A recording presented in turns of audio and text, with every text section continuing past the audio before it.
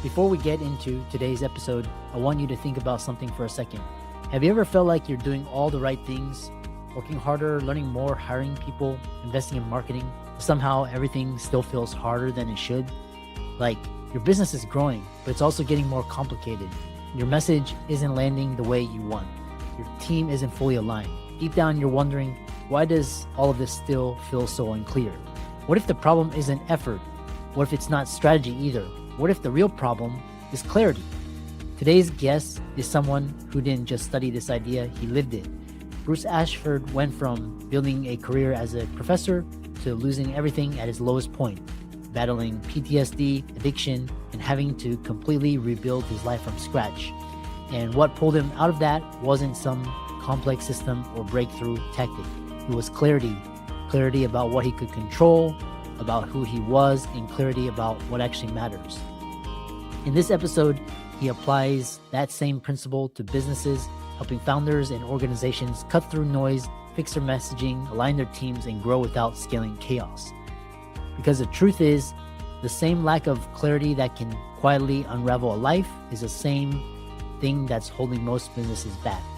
So, as you listen to this episode, don't just think about marketing or strategy. Ask yourself, where in your life or your business are things more complicated than they need to be? Because by the end of this conversation, you might realize you don't have a growth problem, you have a clarity problem. So let's get into it. Before we begin, quick disclaimer. Nothing in this episode should be considered investment advice. Results discussed have not been independently vetted. Any claims made by the guests have not been verified. The content is for educational purposes only. Views expressed by the guests do not reflect those of the host or this show. Hey guys, welcome to the Financial Freedom Podcast. For all the entrepreneurs out there, if you're interested in helping nonprofits and founder-led businesses clarify their message, line teams grow, today's guest, Bruce Ashford from North Carolina, is going to talk to the audience all about that. He's got a story how he lived in Central Asia, became a professor, rebuilt to what he's doing now. Really happy to have him on. Bruce, welcome. Happy to be on the show. Thanks for inviting me. Chronicle your journey, how you came to be doing what you're doing now. I'm in my early 50s now. I spent the first couple years of my career in Central Asia working for a nonprofit. Came back, did PhD work, taught at the undergrad level. I taught courses in integrated philosophy, literature, and theology. One of the fascinating things out of that career was teaching movie and fiction storylines and the framework that makes a great story work. I did that career until COVID. I had begun to abuse alcohol. I lost that career. I had to restart completely from scratch. Gratefully now have a business that I love that's doing very well. I help nonprofits, mission-driven small businesses, founder-led. I help them gain message structural clarity, or both. How can I give a clear and compelling marketing message, the words that will cause people to buy? If it's a nonprofit, structural clarity is how can I get all the component parts of my business to fit together, integrate, and move forward in the same direction. It's a clarity. I sell clarity. The way I help people clarify their message is I take proven pattern that exists in every single Hollywood blockbuster, every great piece of fiction literature going years into the past.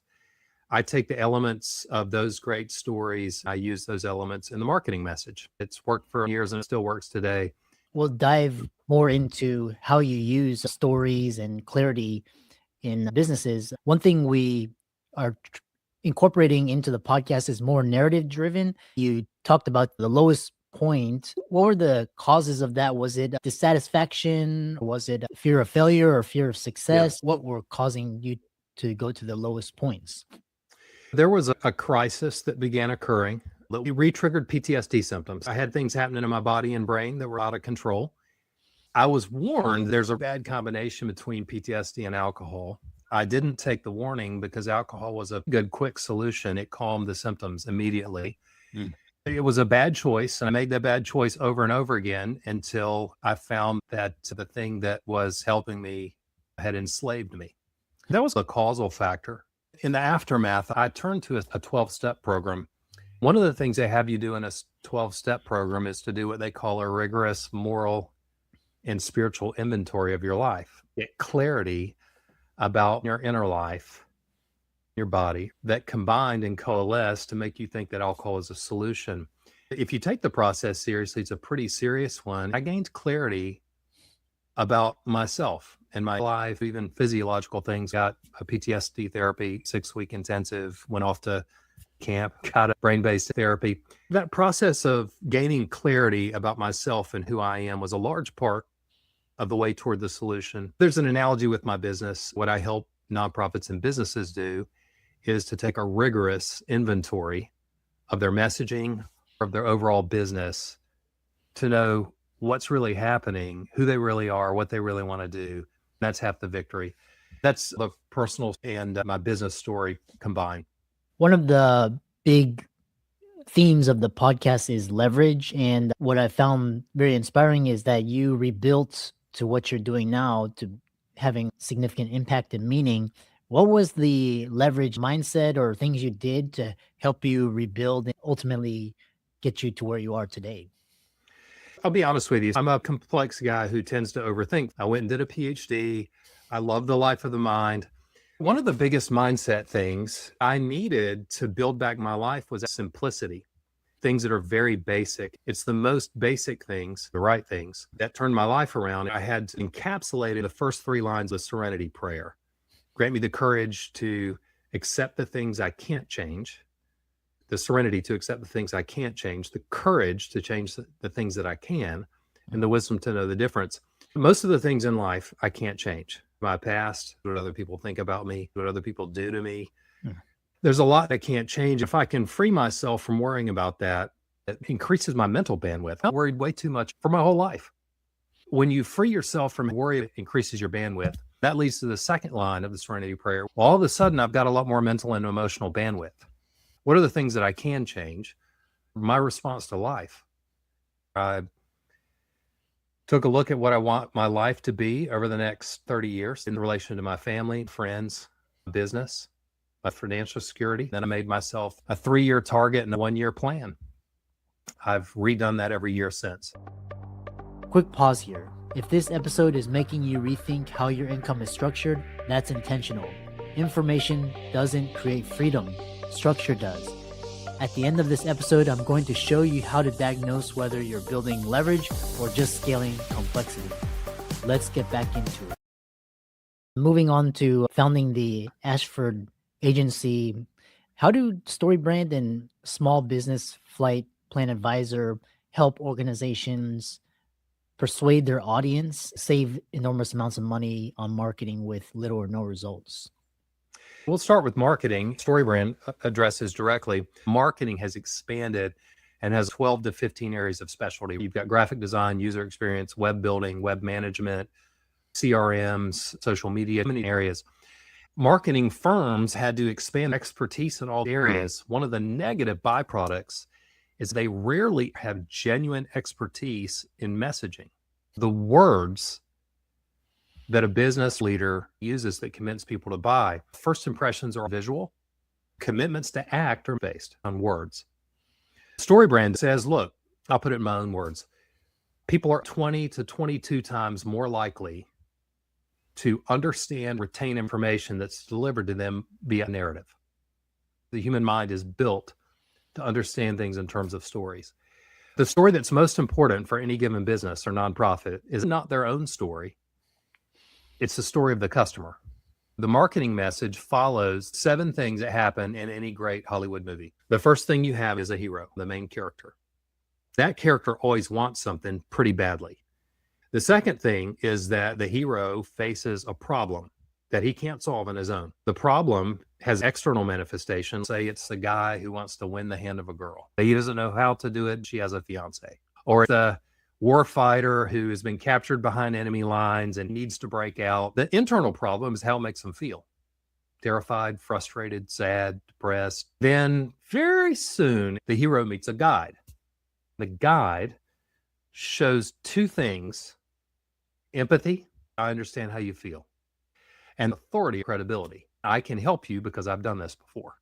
I have special knowledge. The guide gives his plan. It's always very simple. If you do this, then you've got the key to victory. The 5th thing calls the hero to action. The last 2 components, the guide warns if the hero takes his plan and call to action and acts on it in the right way, he'll achieve successes. If he doesn't, he's going to experience failure. Those 7 pieces are the most important pieces of a complete marketing message. The main character of a business's marketing message does not need to be the business itself. A terrible approach. Most businesses take that approach. The main character of the business marketing message is the buyer that needs to know what the buyer's problem is, state their external problem in the words that they would state it. An example. I need a pair of shoes that looks good for fashion, but constructed as well as a Nike, but I can't find one. My feet hurt. My social reputation suffers damage. That's how it makes them feel. The business comes along and says, well, we understand how you feel. We've helped millions of people. Here's a simple plan. Our catalog, simple, lets the customer think this is not confusing, not hard, calls the customer to action. You foreground the negatives that will happen if they don't buy. You foreground how they're going to feel and how their life's going to be different, better if they buy your product.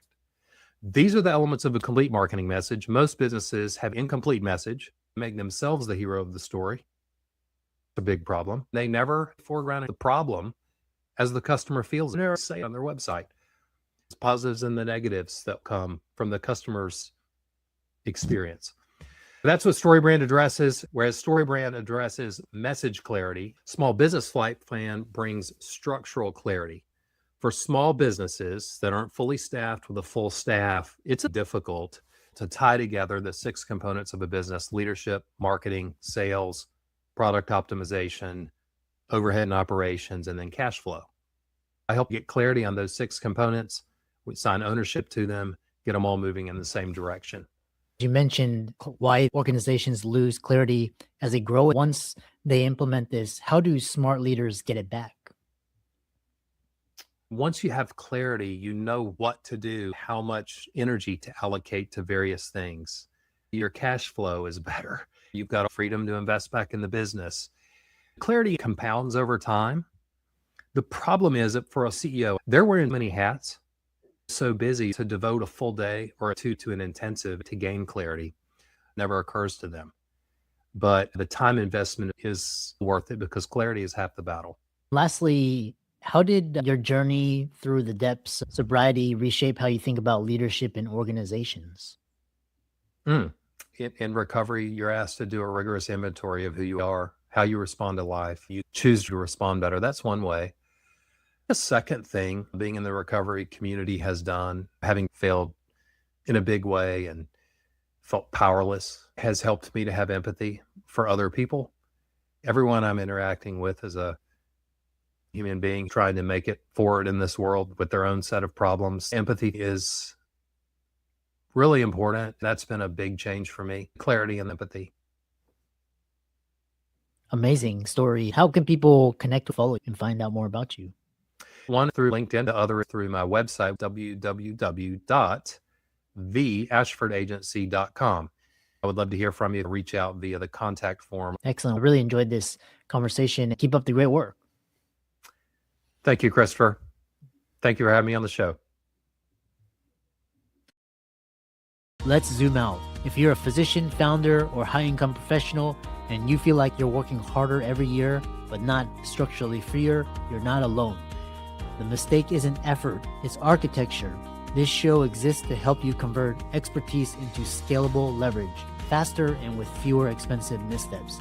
Here's the diagnostic I mentioned before. If your income requires your constant presence, if your capital isn't compounding outside your profession, if your highest value talent is doing low value tasks, you don't have a growth problem, you have a leverage design problem. And if you want to fix it with clarity instead of guesswork, I offer a limited number of one-on-one leverage strategy sessions each month.